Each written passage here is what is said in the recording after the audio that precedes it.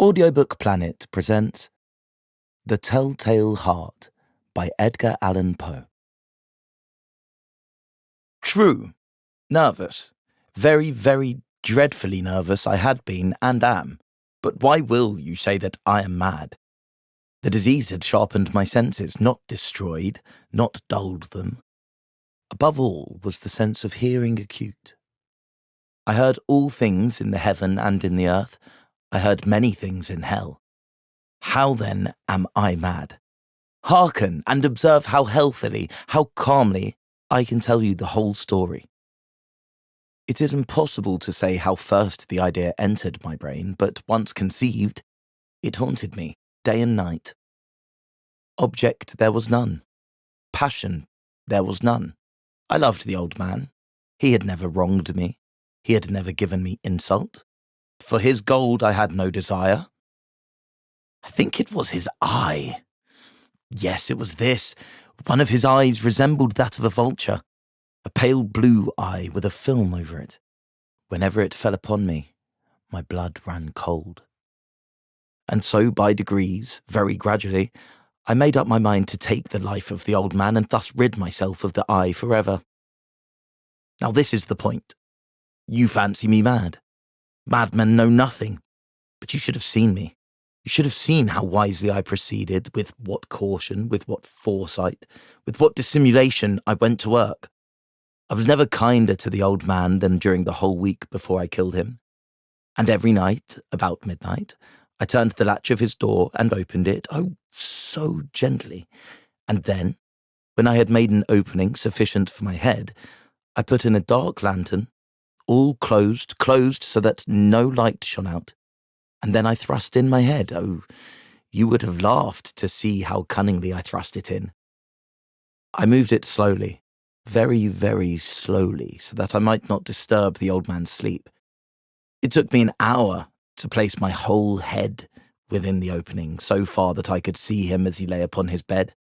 Ha! Would a madman have been so wise as this?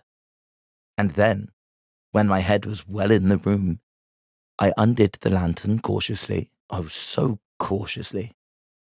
Cautiously, for the hinges creaked. I undid it just so much that a single thin ray fell upon the vulture eye. And this I did for 7 long nights, every night just at midnight.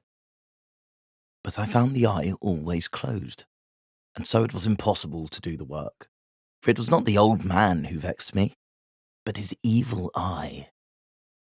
And every morning, when the day broke, I went boldly into the chamber and spoke courageously to him, calling him by name in a hearty tone and inquiring how he had passed the night. So you see, he would have been a very profound old man indeed to suspect that every night, just at 12, I looked in upon him while he slept.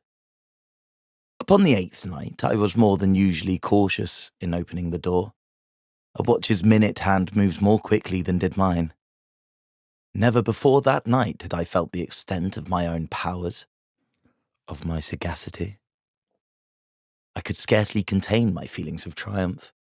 To think that there I was, opening the door little by little, and he not even to dream of my secret deeds or thoughts. I fairly chuckled at the idea. And perhaps he heard me, for he moved on the bed suddenly, as if startled. Now you may think that I drew back. But no. His room was as black as pitch with the thick darkness, for the shutters were close-fastened through fear of robbers, and so I knew that he could not see the opening of the door, and I kept pushing it on steadily. I had my head in, and was about to open the lantern when my thumb slipped upon the tin fastening, and the old man sprang up in the bed, crying out, "Who's there?" I kept quite still and said nothing. For a whole hour I did not move a muscle, and in the meantime I did not hear him lie down. He was still sitting up in the bed listening, just as I have done, night after night, hearkening to the death watches in the wall.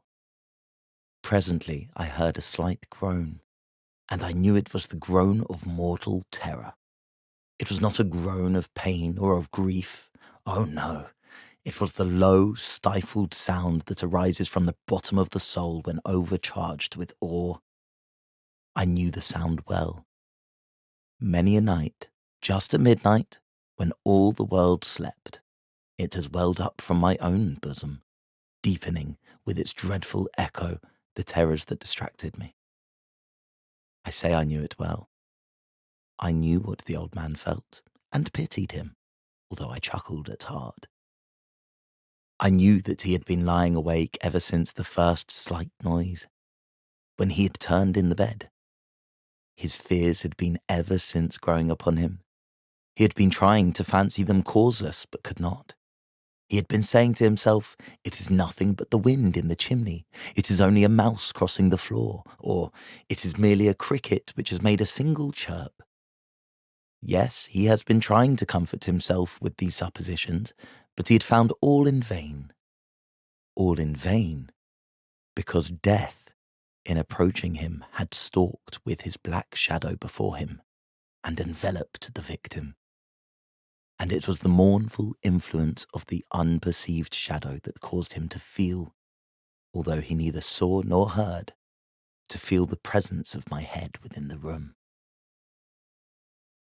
When I had waited a long time, very patiently, without hearing him lie down, I resolved to open a very, very little crevice in the lantern. So I opened it. You cannot imagine how stealthily until, at length, a single dim ray, like the thread of the spider, shot out from the crevice and fell upon the vulture eye. It was open, wide open, and I grew furious as I gazed upon it. I saw it with perfect distinctness, all a dull blue with a hideous veil over it that chilled the very marrow in my bones. But I could see nothing else of the old man's face or person, for I had directed the ray as if by instinct, precisely upon the damned spot. And now, have I not told you that what you mistake for madness is but over-acuteness of the senses? Now, I say, there came to my ears a low, dull, quick sound, such as a watch makes when enveloped in cotton. I knew that sound well, too. It was the beating of the old man's heart. It increased my fury, as the beating of a drum stimulates the soldier into courage. But even yet I refrained and kept still. I scarcely breathed. I held the lantern motionless. I tried how steadily I could maintain the ray upon the eye. Meantime, the hellish tattoo of the heart increased. It grew quicker and quicker, and louder every instant. The old man's terror must have been extreme. It grew louder, I say, louder every moment. Do you mark me well? I have told you that I am nervous. So I am. And now, at the dead hour of the night, amid the dreadful silence of that old house, so strange a noise as this excited me to uncontrollable terror. Yet for some minutes longer I refrained and stood still. But the beating grew louder. I thought the heart must burst. And now a new anxiety seized me. The sound would be heard by a neighbour. The old man's hour had come. With a loud yell, I threw open the lantern and leapt into the room. He shrieked once only. In an instant, I dragged him to the floor and pulled the heavy bed over him. I then smiled gaily to find the deed so far done. But for many minutes, the heart beat on with a muffled sound. This, however, did not vex me. It would not be heard through the wall. At length, it ceased. The old man was dead. I removed the bed and examined the corpse. Yes, he was stone dead. I placed my hand upon the heart and held it there many minutes. There was no pulsation. He was stone dead. His eye would trouble me no more. If still you think me mad, you will think so no longer when I describe the wise precautions I took for the concealment of the body. The night waned, and I worked hastily, but in silence. First of all, I dismembered the corpse. I cut off the head and the arms and the legs. I then took up 3 planks from the flooring of the chamber and deposited all between the scantlings. I then replaced the boards so cleverly, so cunningly, that no human eye, not even his, could have detected anything wrong. There was nothing to wash out, no stain of any kind, no blood spot whatever. I'd been too wary for that. A tub had caught all. When I had made an end of these labours, it was 4 o'clock, still dark as midnight. As the bell sounded the hour, there came a knocking at the street door. I went down to open it with a light heart, for what had I now to fear? There entered 3 men, who introduced themselves with perfect suavity as officers of the police. A shriek had been heard by a neighbour during the night. Suspicion of foul play had been aroused. Information had been lodged at the police office, and they, the officers, had been deputed to search the premises. I smiled, for what had I to fear? I bade the gentleman welcome. The shriek, I said, was my own in a dream. The old man, I mentioned, was absent in the country. I took my visitors all over the house. I bade them search well. I led them at length to his chamber. I showed them his treasures, secure, undisturbed. In the enthusiasm of my confidence, I brought chairs into the room and desired them here to rest from their fatigues, while I myself, in the wild audacity of my perfect triumph, placed my own seat upon the very spot beneath which reposed the corpse of the victim. The officers were satisfied. My manner had convinced them. I was singularly at ease. They sat, and while I answered cheerily, they chatted of familiar things. But, ere long, I felt myself getting pale and wished them gone. My head ached, and I fancied a ringing in my ears, but still they sat and still chatted. The ringing became more distinct. It continued and became more distinct. I talked more freely to get rid of the feeling, but it continued and gained definitiveness, until at length I found that the noise was not within my ears. No doubt I now grew very pale. But I talked more fluently and with a heightened voice. Yet the sound increased, and what could I do? It was a low, dull, quick sound, much such a sound as a watch makes when enveloped in cotton. I gasped for breath, and yet the officers heard it not. I talked more quickly, more vehemently, but the noise steadily increased.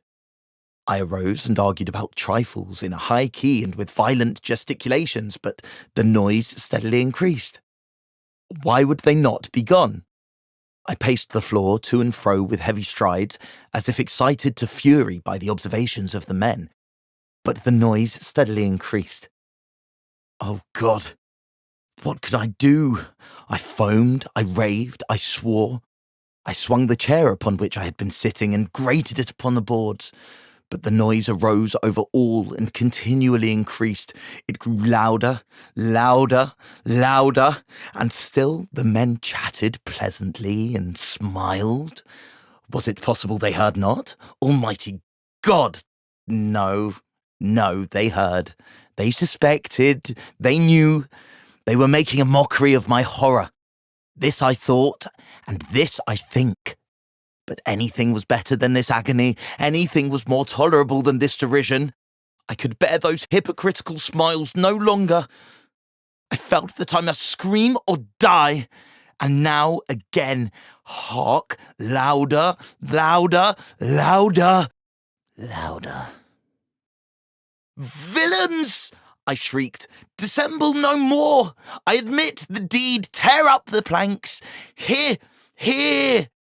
It is the beating of his hideous heart.